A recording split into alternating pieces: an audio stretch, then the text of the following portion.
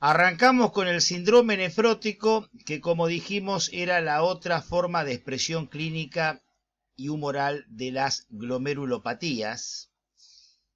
Recordamos lo que vimos en el video anterior, que es los elementos glomerulares, y en este corte de los capilares, ahí podemos ver, como dijimos, esto rosadito que era la membrana basal. Bueno, en el síndrome nefrótico la gran alteración la van a tener en la membrana basal. Hay una alteración importante de la misma, con lo cual aumenta la permeabilidad a las proteínas y por eso que tiene una gran proteinuria de rango nefrótico superior a 3,5 gramos en 24 horas, que es lo que termina definiendo el síndrome nefrótico en sí. Pero ahora vamos a ver bien todos los elementos clínicos y humorales que tienen para poder llegar al diagnóstico.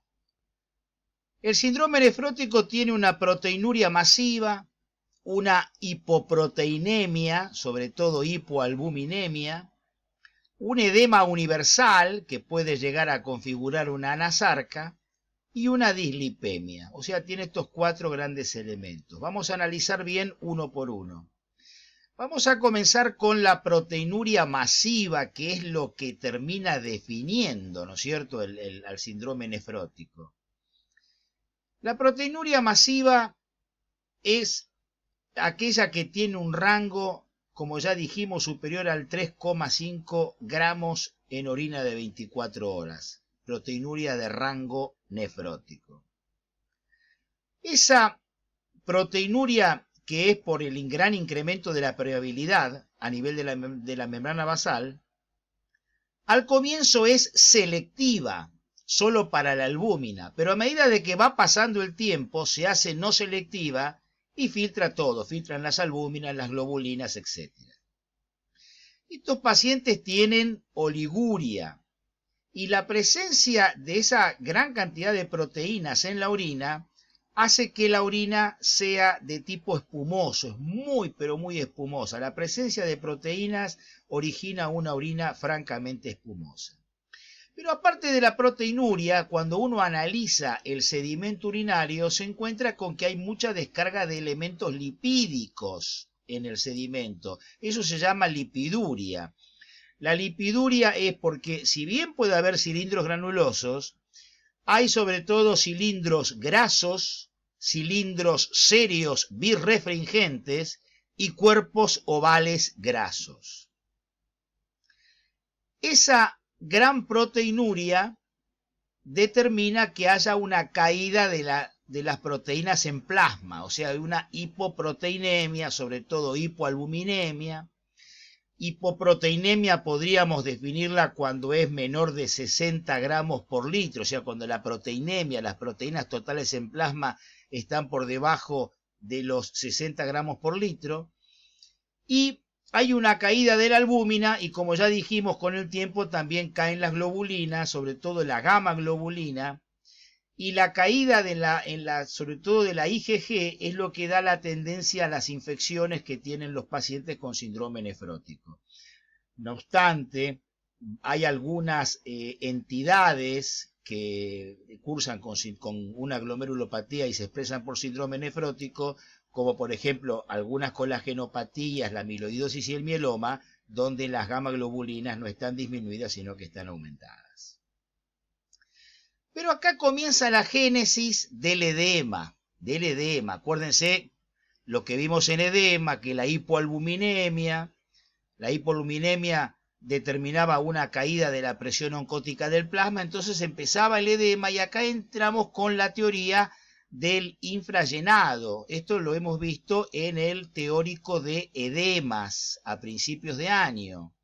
Hay una hipovolemia relativa, teoría del infrallenado, con lo cual viene la activación del sistema renina-angiotensina-aldosterona, del sistema simpático y de la antidiurética. Esto, qué casualidad, lo hemos visto, ¿se acuerdan? En ascitis. Eso determina una retención renal de sodio y agua y aparece el edema universal. Ese edema universal, si recordamos, decíamos que en el paciente con síndrome nefrótico era un edema en los 4 miembros, en gran parte del tronco y en la cara, y que si comprometía cavidades iba a ser más que nada derrame pleural, porque la ascitis era muy poco frecuente, hablamos del 1%, y que cuando yo ese edema lo exploro semiológicamente, por ejemplo en los miembros inferiores, sus cualidades semiológicas van a ser blanco, blando y frío. Es la tríada semiológica del edema renal nefrótico. Edema blanco, o sea, pálido, edema blando como manteca y edema de temperatura fría.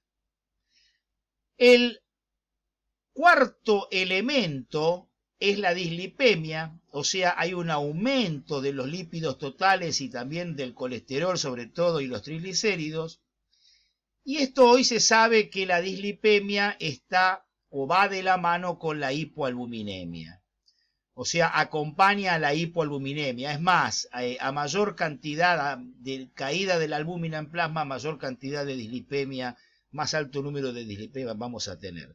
Parecería ser que la hipoalbuminemia estimula el hígado para la síntesis lipídica.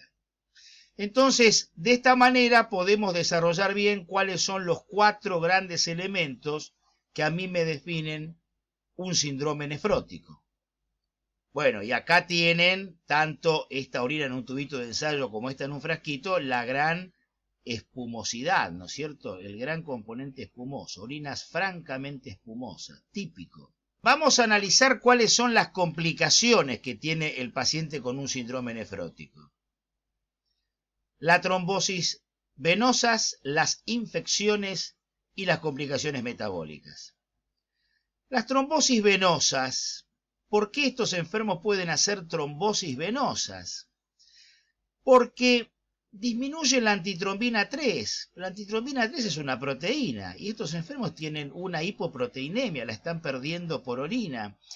Esta caída de la antitrombina 3 determina un estado de hipercoagulabilidad. Aparte hay otros factores que favorecen las trombosis venosas en estos pacientes, como es el aumento de la agregación plaquetaria y la disminución de la fibrinolisis. Ahora bien, ¿cuáles son los territorios donde están en el riñón la trombosis venosa renal a nivel de los miembros inferiores, que esto ya lo vimos en edema, la trombosis venosa periférica, y a nivel pulmonar el tromboembolismo pulmonar? Estos dos, la trombosis venosa renal y la trombosis venosa periférica, estos dos se exploran y los podemos diagnosticar con un ecodoppler venoso color. El tromboembolismo pulmonar precisaríamos como método no invasivo la angioresonancia magnética.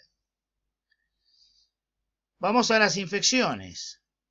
¿Por qué estos pacientes pueden tener infecciones? Bueno, ya dijimos que en primer lugar había una caída de las inmunoglobulinas, se están perdiendo las globulinas. Hay una caída de la IgG, hay una menor producción y hay una caída por las pérdidas renales. También hay alteraciones en la inmunidad celular y también hay alteraciones, anomalías en la vía alterna del complemento. ¿Cuáles son las expresiones que se manifiestan estas infecciones? La más común es la neumopatía, la NAC. NAC significa neumopatía adquirida en la comunidad. Generalmente el germen más frecuente en nuestro medio sigue siendo el neumococo. Y otra muy importante que la hemos visto en la sala más de una vez es la celulitis. La celulitis, sobre todo en algunos de los miembros, se da en los pacientes muy edematosos, donde cuando se le hace la venopuntura para colocación de un suero o por las lesiones en la piel por el mismo edema que distiende la piel, actúan como verdaderas puertas de entrada. Y por último la PBE, que es la peritonitis bacteriana espontánea, en el caso de que el enfermo tenga ascitis, si no, no. Y por último las complicaciones metabólicas, tenemos la desnutrición. La desnutrición es por la hipoproteinemia, o sea, por la gran caída de las proteínas.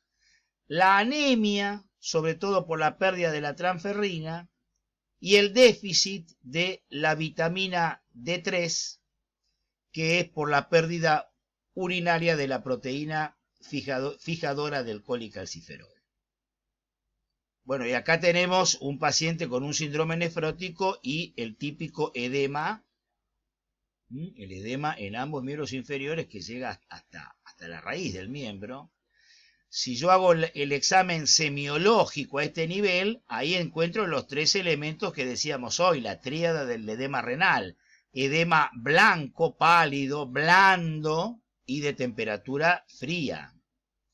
Y fíjense acá, el enfermo tiene una complicación, la celulitis. Esto es un proceso celulítico, un proceso inflamatorio que involucra la piel y el celular subcutáneo. Y ya dijimos por qué se produce este tipo de proceso infeccioso muy pero muy frecuente de ver en los pacientes con síndrome nefrótico. ¿Cuáles son las causas más frecuentes del síndrome nefrótico? Bueno, la glomerulopatía, cambios mínimos, por ahí se ve más en los chicos. Los que hacemos medicina de adultos es la glomerulopatía membranosa. La glomerulopatía membranosa, ya sea primaria, de causa primaria o de causa secundaria, se considera como la causa más frecuente de síndrome nefrótico en el paciente adulto. Después también podemos tener la glomerulosclerosis focal y segmentaria y la glomerulopatía membranoproliferativa. También, como entidades ya propias, la glomerulopatía de la diabetes, o sea, de la nefropatía diabética, y la glomerulopatía de la amiloidosis. Para ir cerrando este capítulo de síndrome nefrótico, vamos a hacer el diagnóstico diferencial de los sedimentos urinarios. Para así ya, a modo de repaso, nos queda bien fijo el tema. Fíjense, el síndrome nefrítico, todo lo que tiene lo ponemos en este lado de la diapositiva, el síndrome nefrótico, todos los elementos en este otro lado de la diapositiva. El síndrome nefrítico tiene un sedimento activo. Cuando el residente en un pasaje de sala dice el paciente tiene sedimento activo, ya sabemos que es un sedimento que tiene estas características de acá. El síndrome nefrítico dijimos que tenía hematuria macro o microscópica, la dismorfia eritrocitaria que tenía que ser superior al 50%, los cilindros hemáticos, los cilindros granulosos y muy pocos leucocitos. La proteinuria que podía acompañar a un síndrome nefrítico, dijimos que era una proteinuria mínima, pequeña, moderada, que era con un rango entre 0,5 a 2 gramos día, generalmente 1 gramo y medio en orina de 24 horas. Fíjense el síndrome nefrótico, es un sedimento, pero dijimos con lipiduria. Con lipiduria va a haber cilindros grasos, granulosos, cilindros grasos, cilindros serios y los cuerpos ovales grasos. Y lo que termina de definir el síndrome nefrótico es el gran rango de proteinuria superior a los 3,5 gramos en orina de 24 horas. De esa manera, entonces, tenemos los elementos diferenciales para sedimento urinario que nos van a ayudar a definir si estamos dentro de un síndrome nefrítico o de un síndrome nefrótico.